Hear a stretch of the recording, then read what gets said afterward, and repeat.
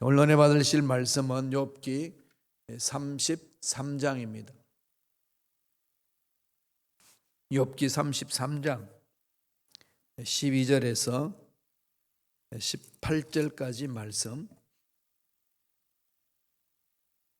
합독하시겠습니다. 다 같이 욥기 33장 12절로 18절 말씀 다 같이 봉독합니다. 내가 그때에 대답하리라. 이 말에 그대가 의롭지 못하니 하나님은 사람보다 크심이니라. 하나님께서 사람의 말에 대답하지 않으신다 하여 어찌 하나님과 논쟁하겠느냐. 하나님은 한 번 말씀하시고 다시 말씀하시되 사람은 관심이 없도다. 사람이 침상에서 졸며 깊이 잠들 때나 꿈에나 밤에 환상을 볼 때에 그가 사람의 귀를 여시고 경고로서 두렵게 하시니 이는 사람에게 그의 행실을 버리게 하려 하심이며 사람의 교만을 막으려 하심이라. 그는 사람의 혼을 구덩이에 빠지지 않게 하시며 그 생명을 칼에 맞아 멸망하지 않게 하시느니라. 아멘. 이 말씀으로 말을 걸어오시는 하나님, 말을 걸어오신 하나님이라는 제목으로 은혜 말씀을 나누겠습니다. 하나님이 아담과 하와를 창조하시고 하나님 명령하시죠. 선악을 알게 하는 나무를 먹지 마라. 모든 건 다 허용을 합니다. 하나님이 우주 만물을 창조하시고 우주 만물을 다스릴 수 있는 권세를 아담과 하와에게 허락하신 거죠. 하나님이 다스린 나라, 하나님이 대리자가 되어서 이렇게 다스리라고 라다하라, 다스리라 그렇게 말씀하십니다. 히브리 말로 라다 그러는 거죠. 다 다스리는데 하나님만큼의 그 능력이 있는 것처럼 느껴지잖아요. 그럼 인간은 교만할 수 있지요. 그때 하나님이 딱 잠금 장치를 만들어 놓은 거죠. 제어 장치를. 그게 뭘까요?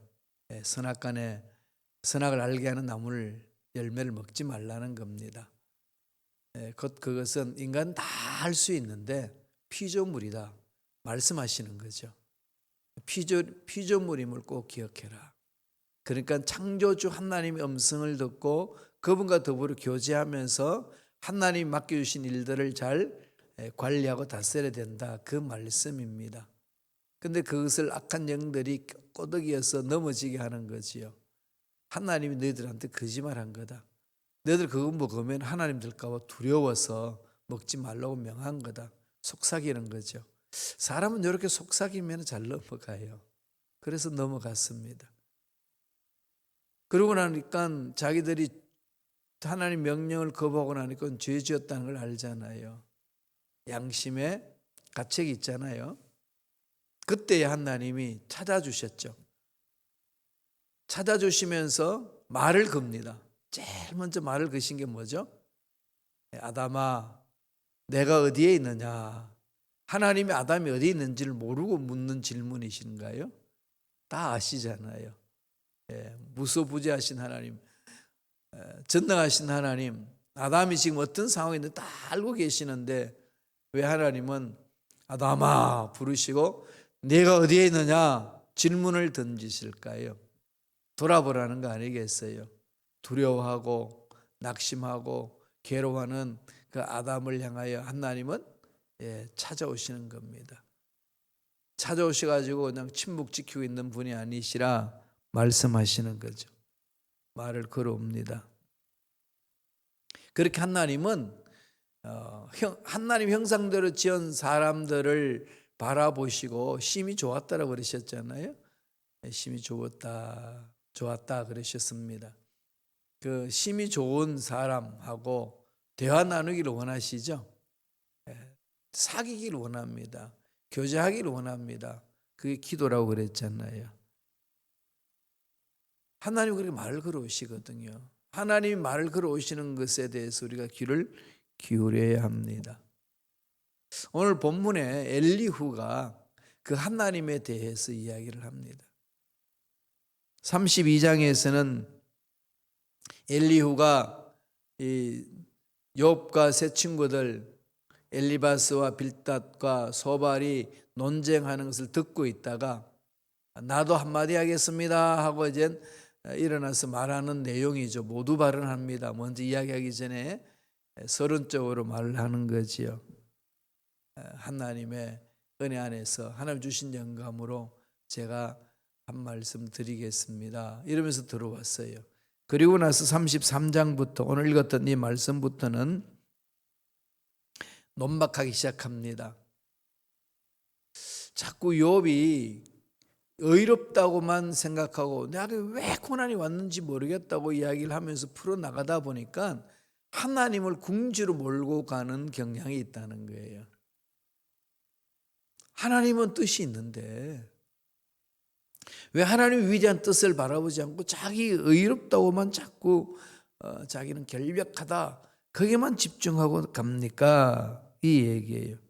그러다 보면은 결백한 사람을 당신은 궁지로 몰고 간 것은 하나님이니까 하나님은 의로운 분이 아닌 것처럼 공정하지 못하신 것처럼 하나님을 비방하게 되는 그런 말투로 전해질 수 있습니다.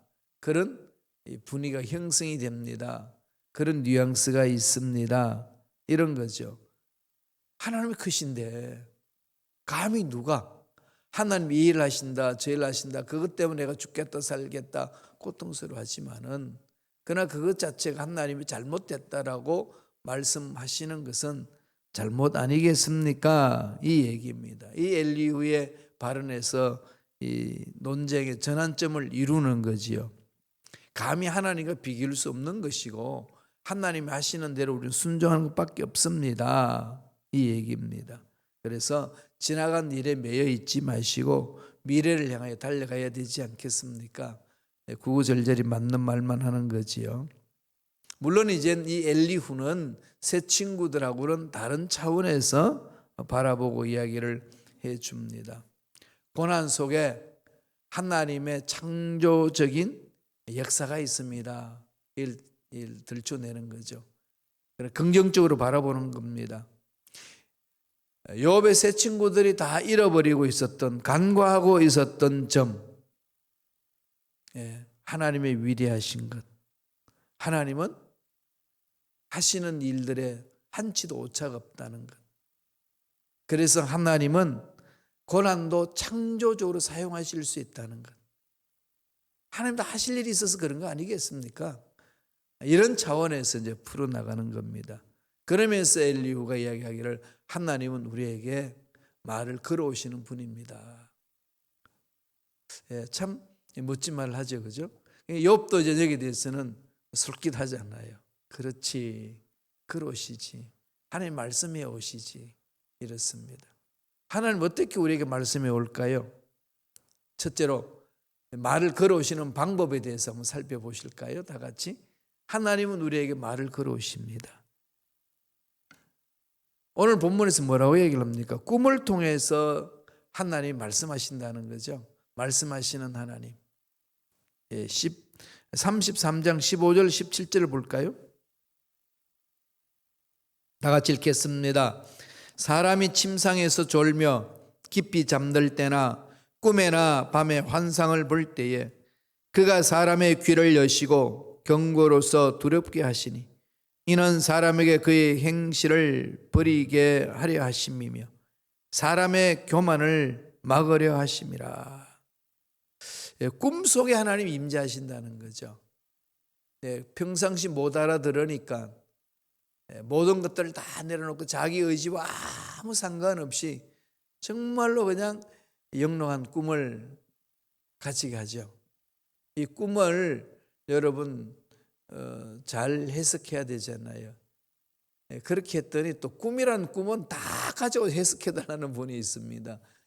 개꿈 말고요, 그죠? 막 사람이 문제에 시달리고 고통에 시달리고 너무 피곤하고 힘들면 뭐 별별 꿈 다 꾸잖아요, 그죠? 마음이 사납고 그럴 때에 그건 말고 정말로 명료하게 잊혀지지 않은 꿈, 구체적으로 보여주시는 꿈이 있습니다. 하나님 그렇게 역사하시거든요.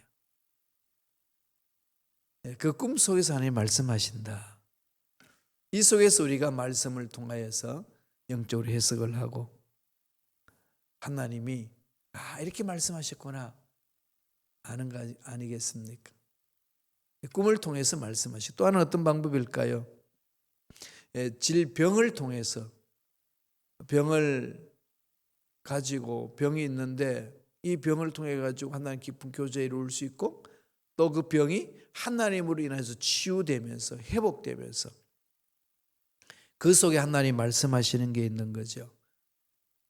깨달음입니다. 일종의 아프기 전까지는 이 몸 기능들이 어떻게 이루어지는지를 전혀 모르잖아요. 우리 여러분 눈꺼풀 어때요? 눈꺼풀 이게 감았다 떴다 하는 게 느껴지시나요? 안 아프기 때문에 안 느껴지는 거죠. 그럼요. 뭐 손 벌리고 움직이는 거, 손 움직이는 거. 한때 제가 오십견 때문에 왼쪽에 좀 고생했거든요. 이거 들지도 못하고 잡지도 못하고 매달리지도 못하고 정말로 고통스럽습니다. 이제 쉽게 지나가긴 했습니다만은 평상시 잘 움직이던 아무 이 팔이 몸에 달렸다는 조차도 이해를 못했는데 아프고 나니까 이 팔이 있어요. 몸에 달려 있습니다. 움직일 때마다 느껴지는 거죠. 하나님이 창조하신 솜씨. 하나님이 이렇게 역사하시는구나. 아름답게 멋지게 창조하시고 운행하시는 그 모습을 깊이 묵상할 수가 있는 거죠. 이런 게 다 하나님이 말을 걸어오시는 방법이라는 거죠. 수단이라는 겁니다. 야곱도 그런 것을 많이 깨닫지 않습니까?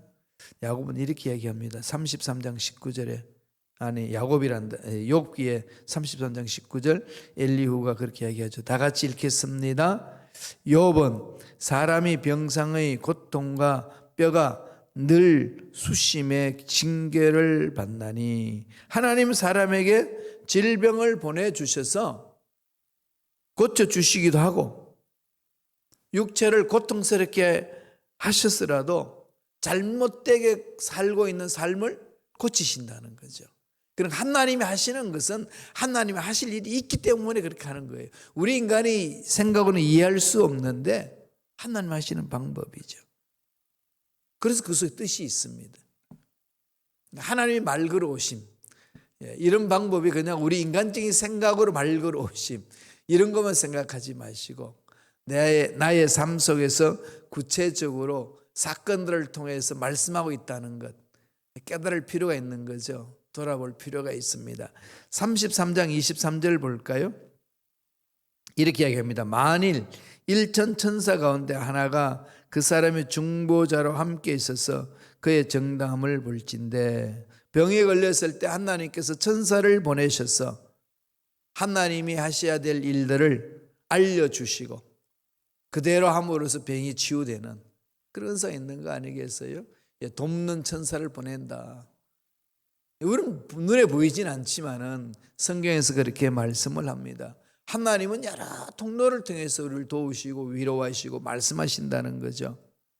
또 간절히 기도함으로써 기도 응답을 받고 문제 해결받고 병이 치유됨으로 하나님이 만지시는 손길을 체험하잖아요. 하나님 말 걸으시는 거죠. 봤지? 내가 말한 대로 네가 기도하니까 이렇게 문제 해결되지 않냐 말씀하시는 거 아니겠어요? 26절 보겠습니다.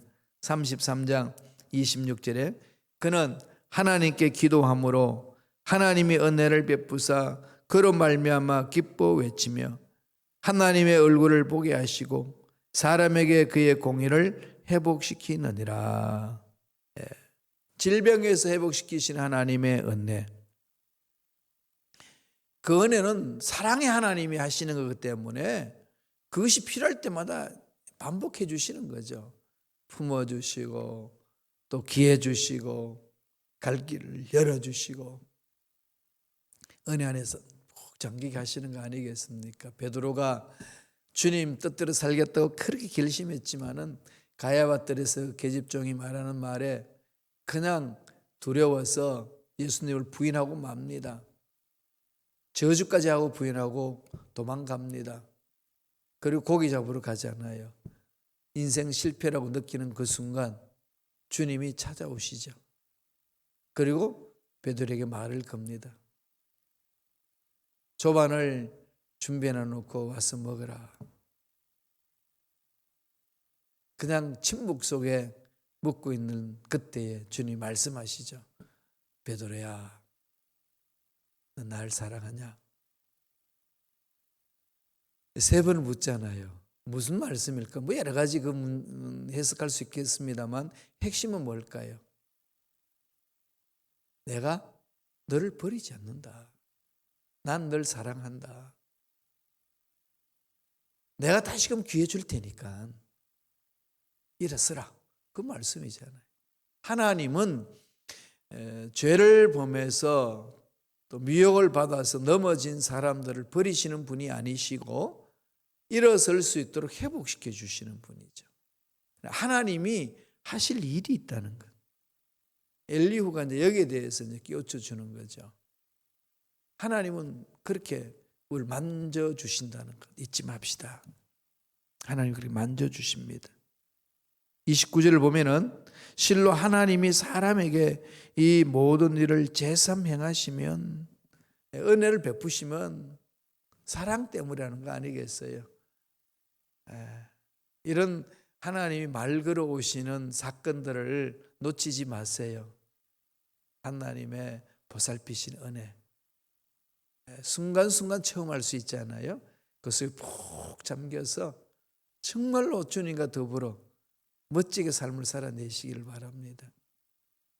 두 번째로 우리가 오늘 엘리야가 하는 말을 통해서 마음속에 새길 수 있는 것은 뭘까요? 하나님이 말을 걸어오시는 목적이 있다는 거죠.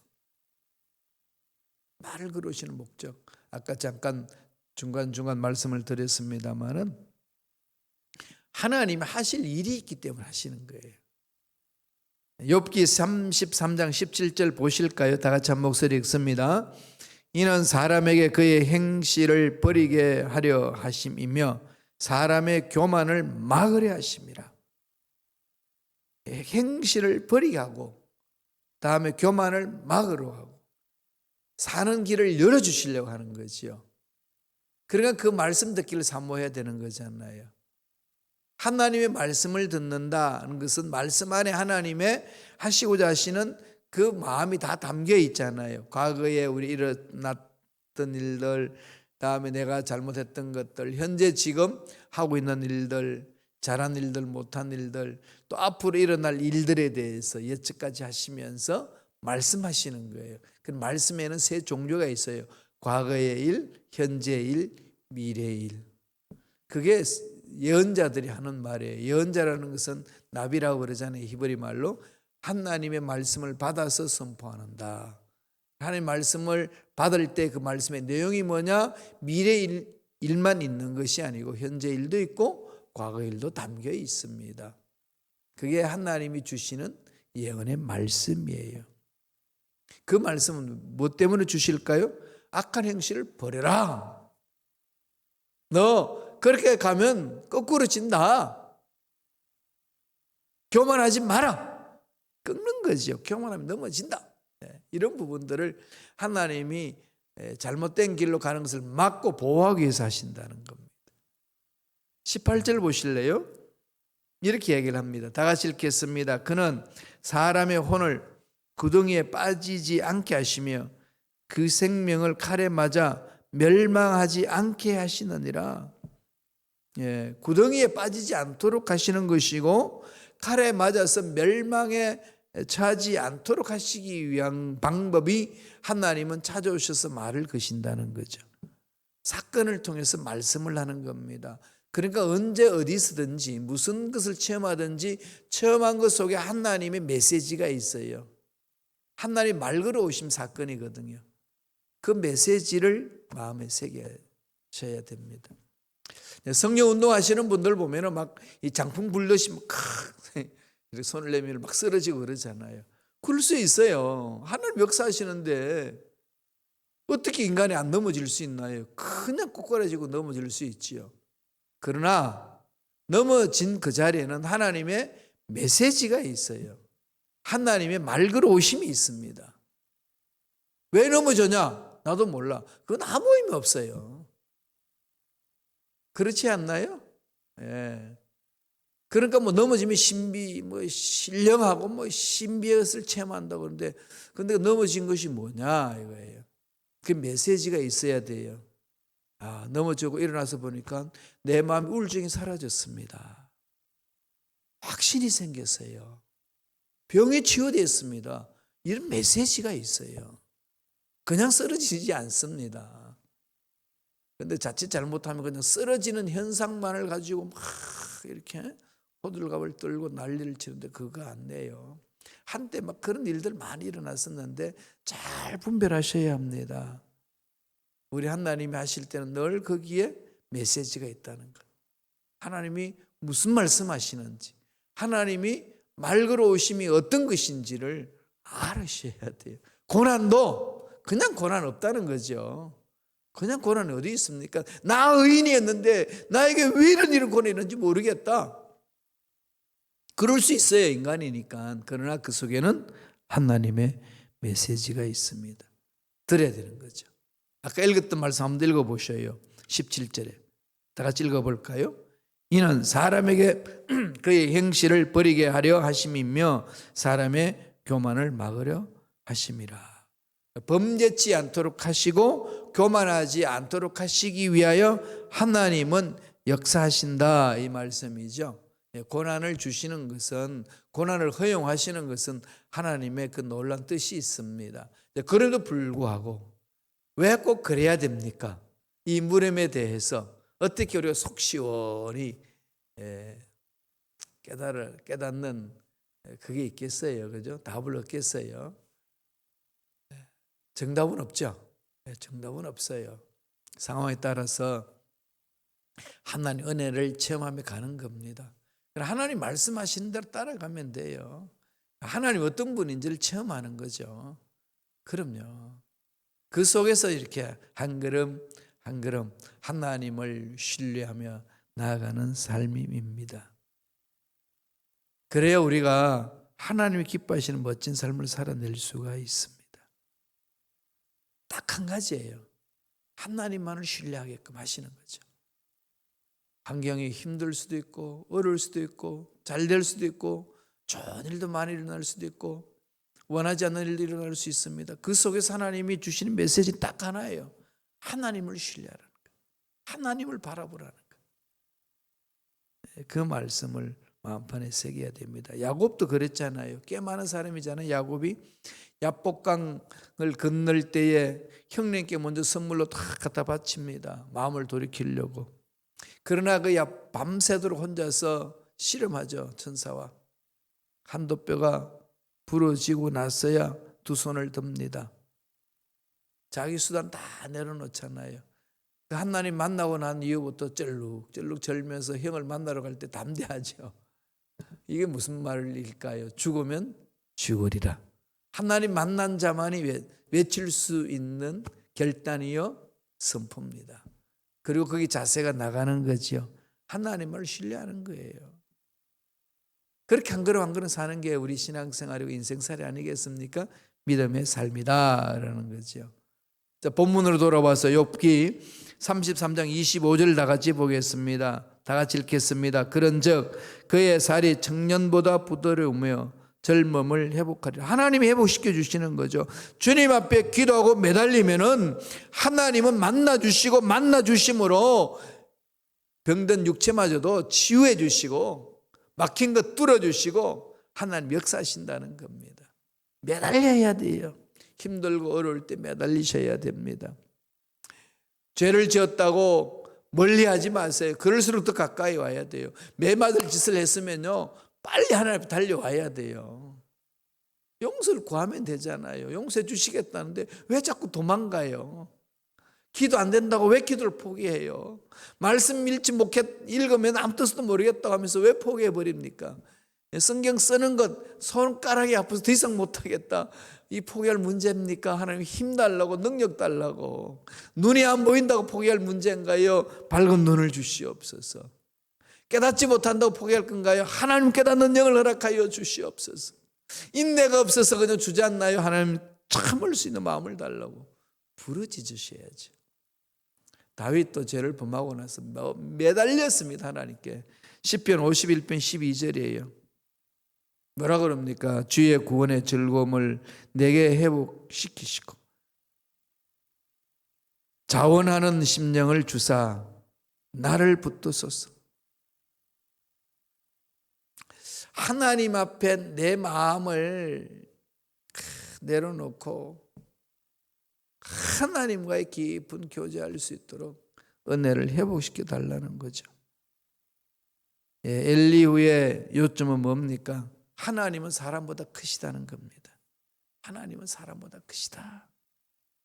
그러니까 그저 고난의 관점에서만 보지 말고, 문제 관점만 보지 말고, 연약한 관점에서만 보지 말고, 여태까지 배워왔던 그 관점에서만 보지 말고 크신 하나님을 바라봅시다. 그 외침이에요. 지금 욥이 하나님의 위대하심을 향하여서 마음을 활짝 열면서 나아가잖아요. 새로운 국면을 맞이하는 거죠. 코로나19 사태로 힘들고 또 어려운 상황에 처해 있는 저와 여러분 앞날을 그냥 예측할 수 없지만 이 모든 것보다도 크신 하나님을 바라봅시다. 살아계신 하나님께서 믿고 달려가는 저와 여러분들을 반드시 붙들어 주시고 세워주실 줄로 믿습니다. 기도하겠습니다. 하나님 아버지 감사와 찬양을 드립니다. 오늘도 우리를 찾아주시고 말씀하여 주신 은혜에 감사와 찬양을 드리옵나이다. 하나님 그 깊은 교제 속에서 날마다 예수 이름으로 승리를 누리고 나누고 그렇게 하나님 뜻을 이루는 일꾼들 되게 성령님 역사하여 주시옵소서. 은혜에 감사의 귀한 예물 드립니다. 드린 손길 날마다 기억하여 주시고 잘되게 하여 주시고 하나님만을 신뢰하며 달려가는 믿음의 일꾼들의 복된 손길들 되게 역사하여 주시옵소서. 감사하고 예수님 이름으로 축복하며 기도드리옵나이다. 아멘.